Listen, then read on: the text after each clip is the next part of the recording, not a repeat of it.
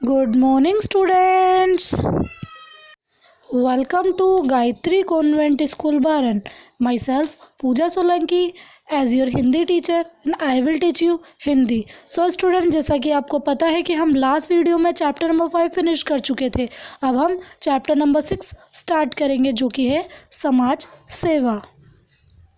So student, let start chapter number 6, समाज सेवा। संसार में दैन्य है, दुख है, कष्ट है, अज्ञान है, इसके साथ ही संपत्ति है, भोग विलास है, ज्ञान है। हम लोग अर्थ सिद्धि में जीवन की सफलता समझते हैं। यही कारण है कि जिसने संपत्ति संचित कर ली वह आदर का पात्र हो जाता है, पर हृदय में हम लोग यही अनुभव करते हैं कि सेवा ही आदरणीय है। तभी तो धनवान की प्रशंसा से भी हम लोग उनकी देश सेवा, समाज सेवा, जाति सेवा, साहित्य सेवा आदि का उल्लेख करते हैं। मृत्यु के बाद हम किसी के धन और पद गौरव आदि का विचार ही नहीं करते हैं। स्टूडेंट, इस चैप्टर में इसके बारे में बताया गया है कि जो व्यक्ति जितना ज़्यादा धनी होता है, अमीर होता है, लोग उसी की प्रशंसा करते हैं, चाहे वो किसी का अपमान ही क्यों ना करे। लेकिन हमारी नज़रों में समाज सेवा क्या होती है? आदर किसे दिया जाता है? जो समाज की सेवा करता है उसे हम आदर देते हैं। जैसे मनुष्य ही एक ऐसा प्राणी है जो अकेला नहीं रह सकता है, उसे अपनी रक्षा के लिए समाज का संगठन करना ही पड़ता है। यो तो और भी कई प्राणी हैं जो अपना एक दल बनाकर रहा करते हैं, परंतु उन प्राणियों के दल और मनुष्य के समाज में यह भेद है कि मनुष्य ने अपनी बुद्धि द्वारा अपने ही सामाजिक जीवन का निरंतर विकास किया है। देश काल और अवस्था के अनुकूल उन्होंने अपने ही समाज में यथेष्ट परिवर्तन किए हैं और ऐसे परिवर्तन अब भी होते जा रहे हैं। इसी से मनुष्य समाज उन्नतिशील है और अन्य प्राणियों का दल सैकड़ों वर्षों के बाद भी अपनी ही स्थिति में कोई उन्नति या परिवर्तन नहीं कर सका है। स्टूडेंट, जो मनुष्य होता है वो आपने देखा है वो कभी भी अकेला नहीं रहता है, वो हमेशा ग्रुप में ही रहते हैं। जैसे कोई दल होता है या कोई राजनेता होता है, वो हमेशा दल बनाकर ही कोई कार्य करता है, विकास करता है। तो हमेशा अकेला कोई कार्य नहीं कर सकता, वो दल बनाकर ही विकास करता है। लेकिन जब और अन्य प्राणी होते हैं वो भी दल बना के रहते हैं, लेकिन ज़रूरी नहीं है कि उनसे विकास हो। जबकि जो नेता वगैरह होते हैं ये दल बनाकर समाज का विकास करते हैं। उनकी अपनी उन्नति के लिए एक साथ मिलकर काम करने की प्रवृत्ति से प्रेरित होकर जो दल बनाया जाता है उसी को हम समाज सेवा कहते हैं। स्टूडेंट, समाज की उन्नति के लिए जो दल कार्य करता है या एक दूसरे को प्रेरित करते हैं उसे हम समाज सेवा कहते हैं। समाज के भीतर क्षमता का भाव रहना आवश्यक है। यहाँ समता का अभाव है, वहाँ समाज में दृढ़ता नहीं है। स्टूडेंट, समता मतलब सभी को समानता का दर्जा दिया जाना चाहिए। जहाँ समानता नहीं है वहाँ समाज दृढ़ नहीं हो सकता है, कठोर नहीं हो सकता, क्योंकि किसी प्रकार की असमानता होने पर, भेदभाव होने पर पारस्परिक ईर्ष्या, द्वेष आदि का भाव अवश्य होते हैं। तब उनमें फूट भी पैदा होगी और एकता का नाश होने का समाज की अवनति भी होगी। समाज की अवनति होने पर व्यक्ति विशेष की अवनति भी अनिवार्य है। सच तो यह है कि समाज और व्यक्ति का पारस्परिक दृढ़ संबंध है। एक की उन्नति दूसरे की उन्नति है। समाज की उन्नति होने से व्यक्ति की उन्नति होगी और व्यक्ति की उन्नति समाज की उन्नति होगी। न तो समाज व्यक्ति की उपेक्षा करता है, न ही व्यक्ति समाज की अवहेलना कर सकता है। स्टूडेंट, जो समाज में जो दल रहता है, वो दल जो समाज की सेवा करते हैं, उनका विकास करते हैं, उन दलों में सभी को समानता का भाव होना चाहिए। किसी को किसी से कम नहीं आंकना चाहिए। इसलिए जब उनमें समानता होगी तभी वो एक दूसरे से जलेंगे नहीं, ईर्ष्या नहीं करेंगे और वो समाज की उन्नति करेंगे। क्योंकि समाज और जो उन्नति होते हैं, समाज और व्यक्ति एक दूसरे के पूरक होते हैं, क्योंकि व्यक्ति का विकास से ही समाज का विकास होता है और समाज के विकास से ही व्यक्ति का विकास होता है। मनुष्य में जैसी स्वार्थ बुद्धि होती है वैसी परार्थ बुद्धि भी होती है। मनुष्य जितना स्वार्थी होता है उसमें दूसरों के लिए भी होती है। मनुष्य में हम जिन गुणों का विकास देखकर मुग्ध हो जाते हैं वे सभी गुण उस परार्थ बुद्धि द्वारा प्रकट होते हैं।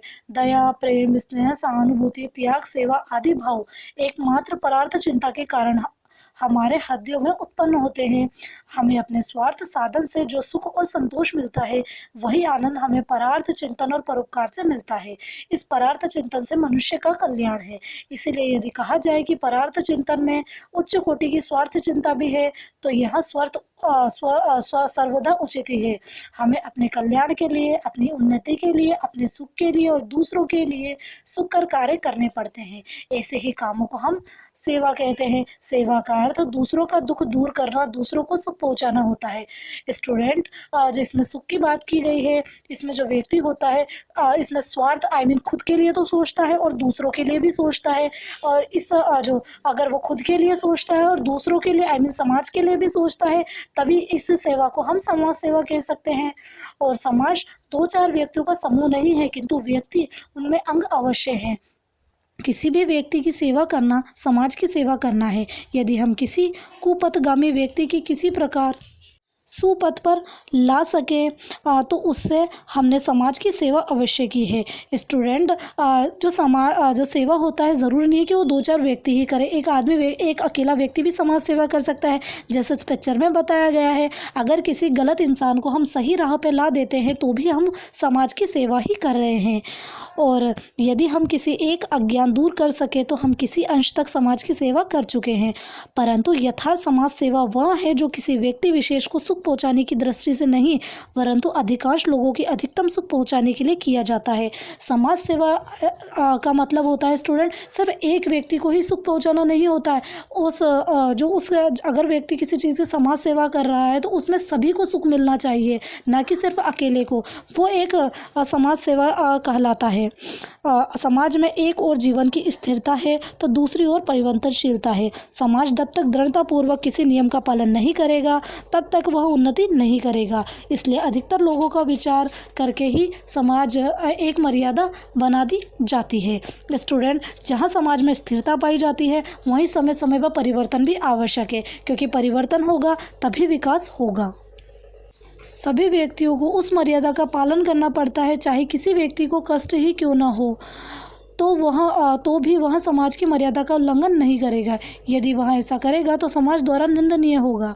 अधिक की भलाई का ध्यान रख हमें उसके लिए एक की भलाई की चिंता छोड़नी चाहिए। परंतु कुछ समय के बाद अवस्था विशेष में परिवर्तन होने के कारण समाज में दोष उत्पन्न हो जाते हैं। तब उन दोषों को दूर करने के लिए समाज की मर्यादा भंग करनी पड़ती है और फिर नई मर्यादा बनानी पड़ती है। जो लोग समाज को नए पथ का दर्शन कराते हैं उन्हें कष्ट सहना पड़ता है। सभी तरह के कष्टों को सहकर वो समाज के कल्याण के लिए अपने कार्य में दृढ़तापूर्वक लगे रहते हैं। अंत में अपनी ही सत्यता के कारण उन्हें विजय लाभ होता है और वे समाज के सुधारक कहे जाते हैं। वे सभी समाज के सेवक होते हैं। स्टूडेंट, समाज में रहने वाले जो लोग होते हैं सबके लिए कुछ ना कुछ नियम बनाए जाते हैं जिनका उनको पालना करनी पड़ती है। अगर कोई व्यक्ति उसका उल्लंघन करता है तो समाज द्वारा वो दंडनीय होता है, उसे दंड दिया जाता है। लेकिन अगर किसी को दुख पहुँचाए बिना अगर हम समाज की सेवा करते हैं तो वही समाज सेवा कहलाती है। समाज में समता का भाव होने पर भी सर्वत्र विषमता ही देखी जाती है। समाज में दीनों और दुखियों का अभाव नहीं रहता है। कुछ लोग अंगहीन होने के कारण असहाय होते हैं, कुछ लोग बिल्कुल अनाथ हो जाते हैं, कुछ लोग अज्ञ होते हैं, कुछ लोग कुपथगामी होते हैं। इन सब की सेवा करना, इन सबके हित के लिए काम करना ही समाज सेवा है। स्टूडेंट, समाज में हम बात करते हैं समता के, लेकिन ज़रूरी नहीं है सभी को समानता देखा जाए या समाज में समानता होती ही नहीं है, क्योंकि कुछ तो दुखी होते हैं, कुछ गरीब होते हैं, कि कोई अंगहीन होते हैं मतलब उनके अंग नहीं होते हैं, कोई बिल्कुल अनाथ होते हैं, कोई बिल्कुल कुपथगामी होते हैं, गलत राह पर चलने वाले होते हैं। अगर हम उनके लिए हित के लिए अगर कोई कार्य करते हैं तो वही समाज सेवा होती है।